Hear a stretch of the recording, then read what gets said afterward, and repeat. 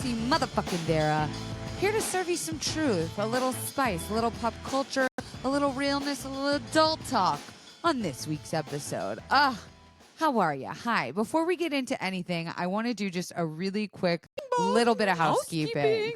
One of our very dear beloved friends, Kane, who started at the same time as me as an intern at BuzzFeed, he was a little more quiet, but behind the scenes. But when he was on screen, everyone like paid attention. And he always did really incredible identity content around like being proud of who you are, proud of your heritage and your culture. And that's where like his niche really blew up. He moved on to take over TikTok at Amazon Prime Video. I've worked with him a bunch in the last few years. We're on a text chain talking smack about all the different like crazy reality shows we're always watching. And he is going through something horrific right now. His dad, who is nearly 80, suffers from mental health issues like dementia, essentially, and is missing. And he lives in San Diego, and his name is Quang Diep, is his father's name. And he has been missing for 4-ish days now. I think by the time this comes out, it'll be 5 officially. And we're just trying to put the word out there. We're getting all of our friends to talk about it. We're trying to post more about it. You know, we've called hospitals and things like that, and there's detectives on the move. However, the best way to help with something like this is to just visually get the word out, and hopefully that someone comes across him. I mean, like, San Diego is a huge place. There's a lot of people there, and you would think, well, how hard is it to find somebody in a city that big? It's pretty hard. So I just want to put that out there. Also, you can check my Instagram stories if you need a better visual of his dad. So that's my housekeeping. Thank you for listening. Anyways, here on Confidently Insecure, we are always talking about things that we are confidently sure we don't know everything about, right? Which we're going to be talking about something I pretend to understand with money and the economy. But we're going to try and make it fun and cute and relatable and bite-sized. And we're casually like walking into World War III at the same time. And so I'm trying to just like keep things moving on their usual schedule. And we're just going to we're going to do our best. We're doing our best to be aware while also trying to maintain some sanity. This past week for me, personal housekeeping, bing bong. Housekeeping. It was the athlete's birthday, and he turned 28, and he's also about to leave to go back overseas for workies. That soccer stuff really is popular over there in the UK. Good for him. So it was a good time for us to hang and do some special stuff. So I ended up taking him. He, in his big 28 years old, has never been to Disney or Universal Studios. And I was like, absolutely not. So I splurged a little, speaking of the economy and money, on getting us VIP backstage tickets, all access inclusive, blah, blah, blah, for Universal Studios Los Angeles. And it was actually very cool. I've been to Universal a million times, and I got to see it in a way that I don't normally get to see it. And it was fun to watch him see it all for the first time. And I'm like, okay, I guess I kind of understand why people say that about having children, where they're like, oh, learning the world through their eyes again is so fulfilling. And I was always like, but I kind of see it. I understood the athlete's childlike wonder walking around Super Mario World and Harry Potter Land, which then also inspired us to want to watch the Harry Potter movies again, which we've been kind of sifting through this weekend. We also went go-kart racing, and I don't just mean bumper cars, bitch. I mean F1 freaking style go-kart, speed demon, sign me up, Lewis Hamilton go-kart racing. These fucking things go so fast, and the athlete actually, because they strap you into these cars, right? It was us and a bunch of friends, and funny enough, like, our friends are very into this. Like, Garrick and Zach from Guilty Pleasures came, and Garrick is like a semi-pro race car racer. Like, he has a race car that he does for funsies on the weekend. It's crazy. And he brought his own helmet and gloves and everything. And Zach is just very competitive in everything he does. And obviously the athlete and I are no joke competitive. And sure enough, me, Garrick's girlfriend Sequoia, and Rick went for second and third. Okay, we spanked everybody. And it's just very funny. Like, these adult men turn into little children when they go into a go-karting place. Like, there's games in a like an arcade, and it was just a lot of friendship and fun time. And so I love celebrating other people's birthdays. Hippos is coming up in like a week and a half, and then mine's in August. It's Cuckoo Nanners. The other fun housekeeping thing that I signed up for, which kind of goes along with some of the theme of our episode about like what's happening with the economy and monies and stuff like that. After coming back from Rome, and I think I told you guys this on the pod, it was like the first time I was genuinely bummed to be back dealing with everything that's happening in this country. Like, I was like, fuck. I mean, granted, every country has their shit, but right now just feels like extra heavy being here. And like the trends I'm noticing and the places I'm seeing this world and the attitude going, it just was a real bummer. Not that I'm ready to like give up my citizenship or anything like that, but I certainly was like, if I'm not settling down and having children, like, I should definitely be using this time to travel more. And if I can do that, like, granted, I don't have a ton of disposable income, but if I can work wherever I go, I should be doing that. And so I signed up for this app called Home Exchange and Kindred, which they're both like house swapping apps, which you basically eliminate the middleman of Airbnb and you go stay at other people's, like, you basically just swap houses, like The Holiday, the movie, which y'all know is one of my faves. And so I've been looking at places like they have houses in like Santorini. I was like, what? And people do want to come to LA, despite my beliefs. They do actually want to come here and visit. And it's crazy to see how many places are open across the world. And I feel like if you can skirt around those cleaning fees and processing fees and app fees and still get to go travel and see the world, like, y'all should sign up for this shit. If you have any experience with Home Exchange or Kindred, let me know. Drop a comment below. Would you ever do something like that? Obviously, with security and stuff, I'm very, very cautious, but also I feel like because you're so in control of the stay, you get to like pick and verify and weed out people. And yeah, there's like a whole validating system that makes me just feel a little bit safer. So that's the other thing I'm doing. And I think I'm going to boop off when the athlete goes over to Scotland and the UK overseas, that I might try to go visit. Like, I might go fart around and find out. I've never been to Glasgow, but I'd like to go see it. There's castles, and that's where they filmed Traitors. And I kind of want to go frolic in some castles and things like that. So if you've ever been, if you have recommendations, drop them in the chat. Also, I just finished watching this week's episode of Love Island. Spoilers ahead. If you have not watched Sunday night's episode, skip a few minutes ahead. I'm freaking pissed, y'all. I'm freaking pissed. Jeremiah and Hannah, really? Finally, after Jeremiah was finally being cute lover boy with Adriana, and Hannah was like, yes, I like Pepe. Pepe was like, what you doing when you get out of this place? And she was like, oh my God, you're actually like, want to make plans with me when you leave? And I still kind of miss Charlie. We all miss Charlie. Okay? He was so cute with her. But we are going to left Alima. Is that her name? Anima? Whatever her name is. And we're going to leave the Trump supporter, Austin? Really, you guys? Really, America? Do I need to download this freaking app just so I can help vote out the bigots? This is crazy. I'm pissed. And for Ace and Nick and Taylor to do that to Jeremiah just because they didn't like the way. And I think he had so much growth with the Huda situation. Like, he realized it was unhealthy and got himself out.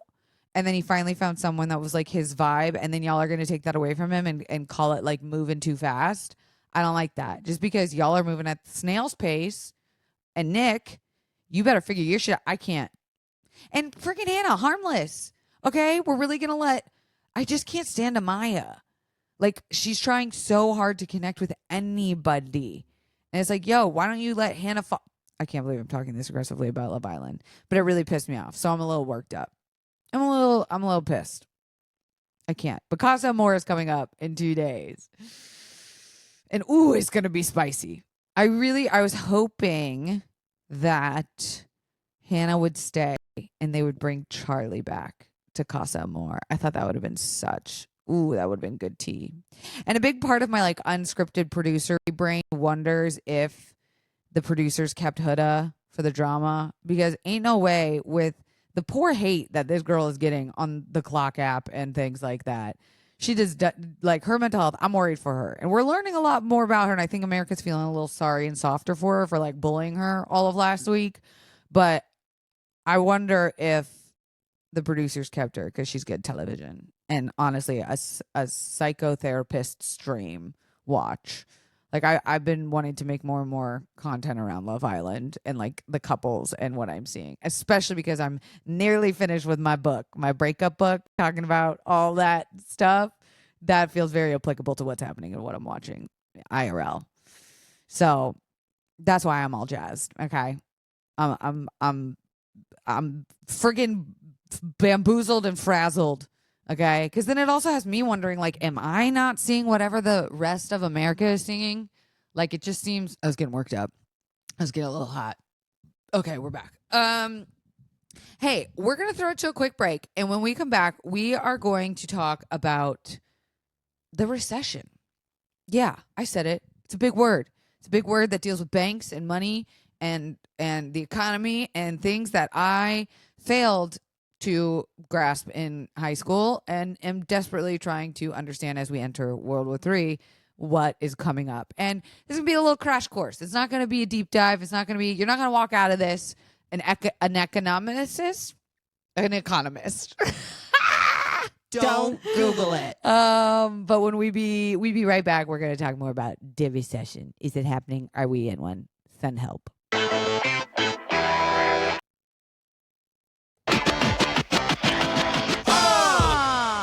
Okay, so WTF is a recession. I was in high school during the 2008 housing crash / recession. So I thought, well, I surely I know a little bit about what a recession is. I just remember it being very tight with money, and like a lot of people lost their houses. A lot of people were struggling. This was the year I was graduating and going off to college, and I remember this like affecting a lot of people's choices of where they could afford to even go to college.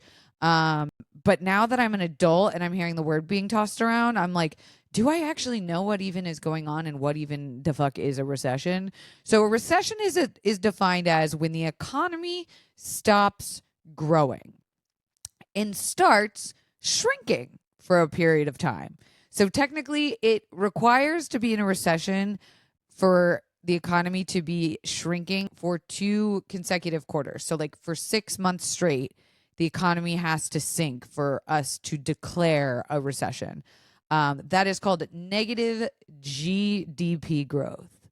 But also, when you think about the society's recession, right? So there's like actual recession and then what we're actually living.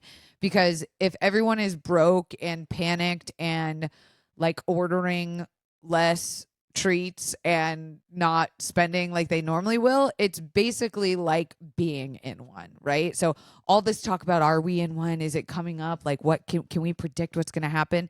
It panics people and it almost causes people to be acting and living like we are in a recession. So think of it like this: like if money stops moving, people stop spending, businesses freak, jobs get cut, budgets slashed, more broke people, and then that just keeps spiraling and spiraling. And that's how you end up with a recession. But here's the catch I've learned is that a recession is often declared after we've already been living in one, right? So they don't make it official until some dude in a jacket with like a finance degree, like, yep, oops, we forgot to tell you things actually have been bad for a while. This is a recession. But you could be living in one or like living like it's leading up to one for a long period of time.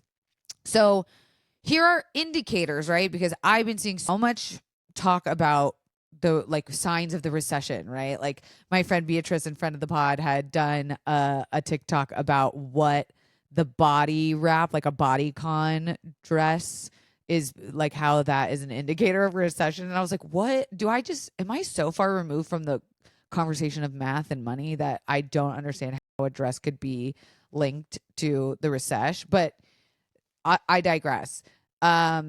This is the conversation about indicators in pop culture that can A, indicate you are in recession, or B, drive people to panic and think we are heading towards one. So luxury brand resale market explodes. That is the first obvious indicator in the fashion world. Like people selling Goyard Boggs on Depop, or like the real is busier than ever when you walk in. TikTok gets flooded with dupe buys and, hashtag buy it for life products, where all of a sudden we're really interested in vintage and buy nice, not twice kinds of goods. Another indicator of a recession is job titles getting vague as hell, right? Like suddenly everyone's a freelancer or a consultant or a strategist. That often is code for I am laid off but thriving and a little bit in denial, like making it work. We're just going to keep on cooking and pushing, which is kind of how I live my life, in a perpetual state of freelancing. I think I've been in a recession. I don't know if I ever got out of the 2008 recession mentally.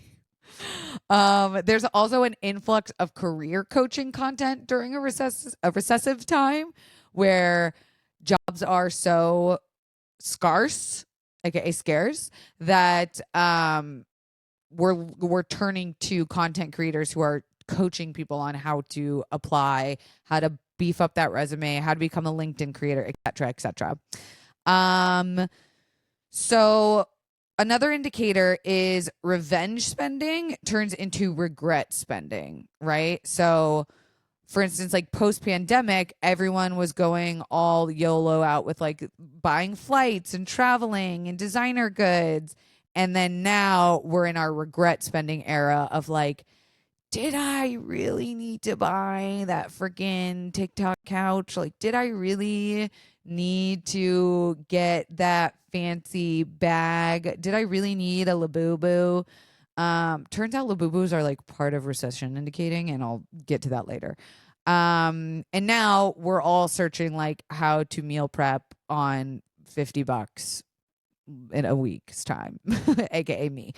Also, fast food gets more expensive than sit down.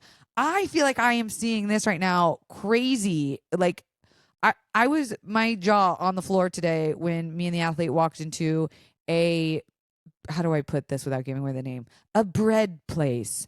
And we got like 2 sandwiches and some cream cheese to go, and then like 2 treats, like 2 muffiny treats. And it was $50 freaking dollars plus tip was 60 something bucks, and I almost regurgitated all my food up and gave it back to them and was like, actually, you can take this off the bill. I don't think we should have this. This is a bad idea. Chipotle raising prices, any like little indicator that companies are starting to add money to their dollar menu items. That's a good like, something's happening. Also, there's a tons of layoffs happening for us in the industry of entertainment and media. It has been happening. Jobs are harder to find right now than they were during the panini. And it's also a good indicator to look at jobs in tech, media, entertainment, because these are labeled as like future jobs, jobs that should be like abundant, that should be growing, that should be shaping. And to see that when those industries are having massive layoffs, that's like that's not a great sign. Another sign is that people start moving in together again platonically. So I'm turning 35 this year, and if like the athlete and I broke up, I would have to 100% get a roommate. Like either move out of this place or get a freaking roommate, because no way I'm going to stress that much to keep a 3-bedroom place in Los Angeles. Like no freaking way. And I'm paying a really decent, it's not cheap, but it's a decent price for how much space I get. But even still, I'm like, damn, I found out that I'm paying $70 a month for trash. Like in this complex, they charge $70 for a unit with 3 bedrooms. Despite how many people are living in it, they charge $70 a month for trash. Is that normal? Can y'all comment below what your trash bills are? Because I called the office and was like having them break it down to me, and I felt like I was trying to say like how absurd that sounded, and he was just like, yeah, we have to keep it fair across the board for everyone. I was like, damn, but that feels egregious. Y'all let me know. Okay, so if you were like me, right, and you lived through the 2008 recession, and you're kind of like, I didn't understand it. I didn't really feel it, but now I'm understanding it and feeling it a lot deeper. Why is that? It's because we were young and already broke. Like, I thought this was an interesting point that I think the Wall Street Journal had written down, that they were like, you are already surviving off of vodka, Red Bulls, and pizza back then at that college age.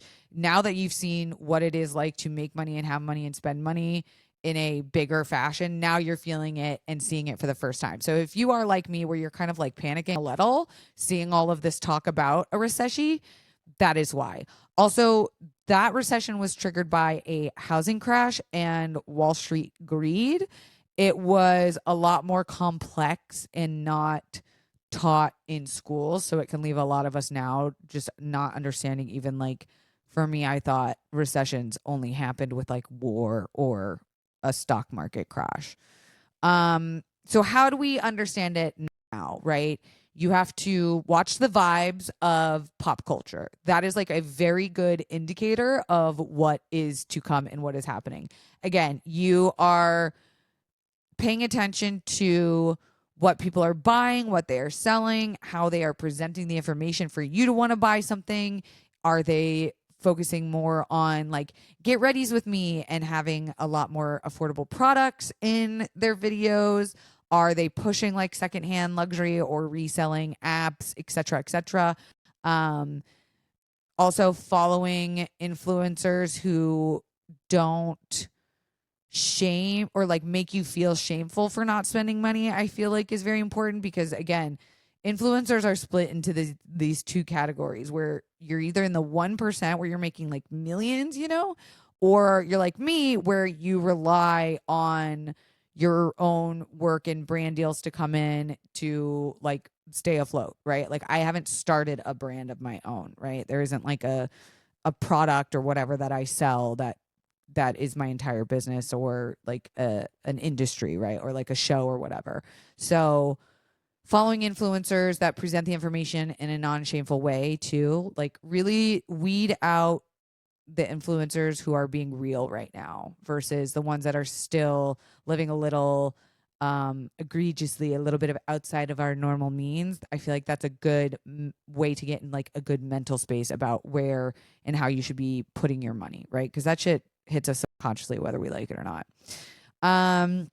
Okay, so another thing that I've seen a lot of people talking about is how much this generation is talking about a recession.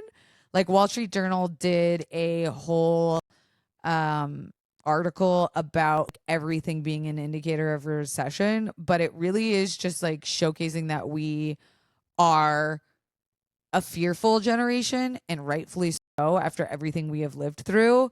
Like they're saying, oh, Y2K was fashion, but now it's an indicator of a recession. And like at first it was a nostalgia, and now it's because like we're all broke. And I'm trying to find a way to reckon with like seeing people talk about like, yeah, we've been saying since 2008 that like our generation isn't going to be able to afford to retire. Like there's a reason why our generation is not having children. There's a reason why our generation is not buying houses.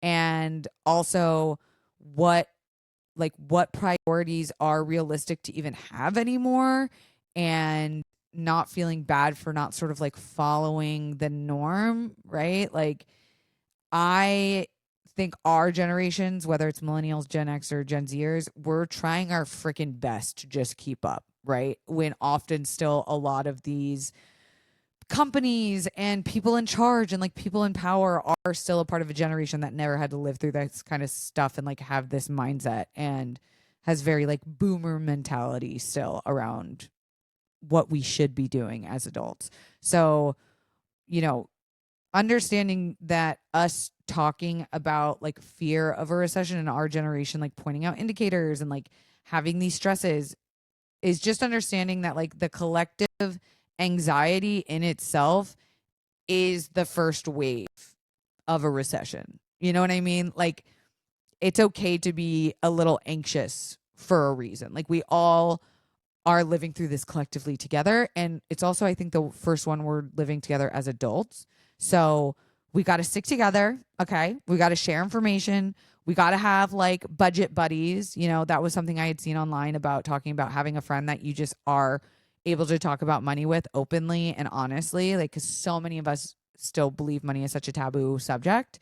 And having a friend that you can be like, okay, we're budgeting this week. Like, let's check in with each other. As soon as we have like the impulse to go out and, you know, Uber Eats or like buy something, let's text each other and decide to like stay in and do game night and like cook for each other, whatever. Just someone that you can have that real honest conversation with about money. And often it's not your partner because you guys have shared a mentality around spending and the way your lifestyles are lived, that it's a good idea to get like a budgeting buddy that is outside of your daily like closeness routine of money.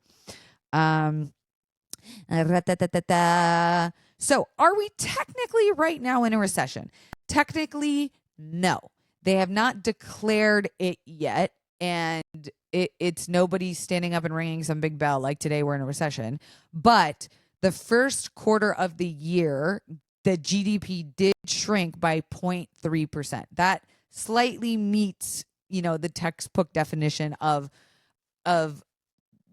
the economy going in the negative, but we need 2 quarters of that. So while we didn't hit them both, the first one happening the first of this year was kind of crazy. And I also feel like we were dealing with the wildfires out here and like coming out of the holidays, no one was paying attention and it wasn't really something like we had our fingers on the pulse of, but now we're all kind of looking around like, are you starting to like budget your money out a little bit? Yeah, jobs are, so-and-so got fired. Did you see that? Yeah, no, jobs are really hard right now. Like we're all kind of talking about that. So another interesting thing that we can look at forecasting for a recession, right? So the leading economic index, stay with me now. I know this is boring and a lot of big words. It fell for 6 months straight and triggered a recession signal in May, but the board still expects slow growth, not contraction. So like we have people that are watching out for what's happening and they did see it and they called it out, but then they were like, okay, don't fear, but we are the people you should trust to listen to about this stuff. Also, the CEO Outlook Index hit a 5-year low recently, and many execs took that as a sign to freeze hiring and started planning a lot of layoffs. So again, looking at the markets of like, what are these big companies doing? If you're seeing a lot of conversation around like layoffs and things like that, that means that the company's already been frozen with their budgeting. That means they've already had the conversation like, yeah, no, this is bad and we have to do this to like save our company. Recession forecasts vary. Again, it's important to know too. Like JP Morgan gives a 40% chance of recession by the end of 2025. Goldman Sachs puts odds only at around 35%. And some analysts like Moody's or Apollo see even higher odds, up to 90%, especially if tariffs persist. So understanding too that this is like, it's kind of like a sexuality spectrum. Okay. It waves and it depends on who you're listening to, what research you're doing, but just be aware, right? So yes, we are technically not in a recession, but paying attention to those things like the LEI, the CEO sentiment, and the GDP dip back in Q1, just good things to have your antennas up about. And I wrote down for us, because you know me, I'm a doer, I'm a type A planner. I figured I'd write down some budgeting hacks that we could all start to follow now that don't make you feel broke, but just start to change that mindset, right? Like, let's stop slightly spiraling. Let's try to be a little bit more practical. Let's get our budgets in check, because if we can start to change our mindsets now, It's not going to be so drastic if a recession does come. Okay, so this is called micro luxury budgeting. So instead of going like full on monk mode, we will budget small things that will feel like a luxury, right? So instead of trying to put $100 away in your savings every month, try just putting like $20 away every month.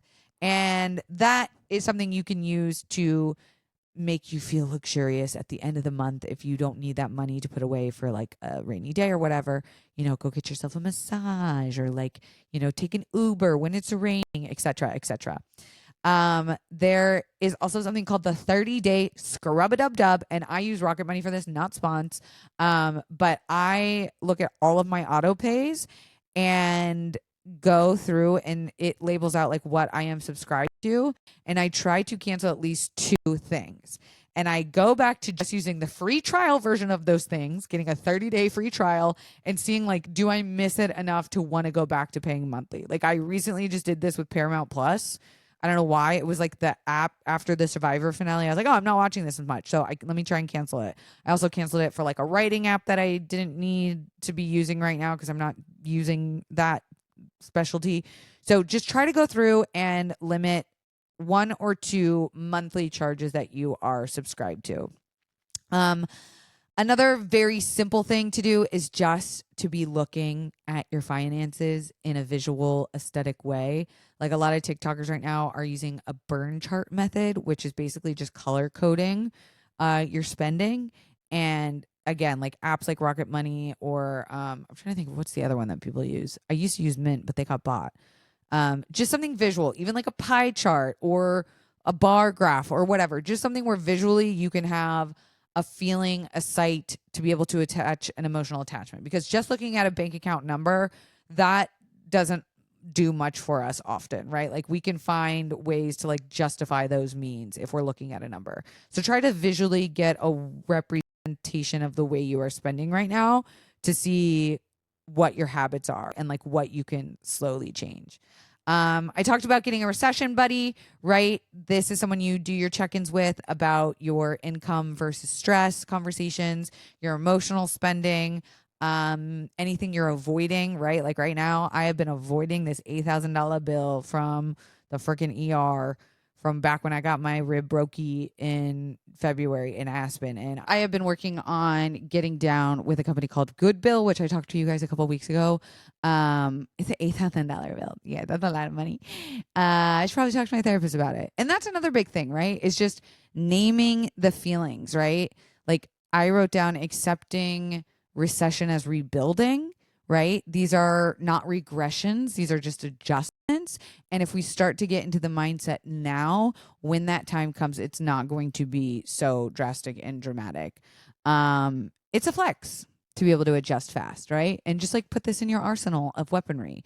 Naming your feelings around money, which I am so freaking guilty of, dude. I internalize all of my stress about money. And it's one of the first things I talk about when I get a new therapist or I go to new therapy is I'm like, you have to remind me that I need to talk about my stress around money, because if I don't, I won't talk about it and I will just keep internalizing it. Because just to show you like how my thought onion works, I will go like, I am bad with money. What is that? What's behind that? What's the feeling behind that? I am bad at being an adult. What's the mindset behind that money mindset? I don't deserve nice things. What's behind that thought is I am not capable of controlling my future. What's behind that? I am broken. What's behind that? I'm a bad person. What's behind that? I don't deserve, like, just so you could see how easily my financial relationship spirals in my mindset. That's why it's so important to just be like, okay, what am I feeling right now? Okay, I'm frustrated that the money from that check doesn't come in. Okay, let's break that down. Like the money is coming. Okay, so what can we do to make things meet until then, right? Like where can we cut back? How can we make this just a feeling rather than like that constant weight that's always in the back of my mind, just like chitta chatta.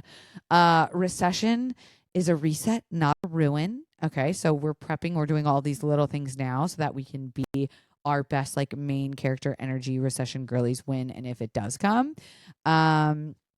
Also, using this time to just like see what in your life no longer aligns with you, whether that's like a spending habit or a person or getting rid of some things in your place, maybe putting them up for sale, etc., etc. Whether or not you're like thriving or just trying to survive, remember capitalism is the scam, not you. And we're all just doing our best, right? Okay. I feel like that's a lot, you know? Tell me below, like, what is your budgeting hack? Also, if you're not from this country, was this a very confusing or helpful episode? Leave a note below. Also, make sure you're following us on the Instas at Confidently Pod. We're doing giveaways. Speaking of a shitty time and economy, why not get some free stuff? All it does is takes it to follow. Okay, that's all you need. And if you're this far already, why not drop us a review? Let's give 5 stars, okay? Because if it's not 5 stars, please don't do that because I am sensitive and it helps us get seen. And we need to be seen in this economy, sister. Okay? Your girl could use it. Okay, that's all I have for you this week. Bye, confidants.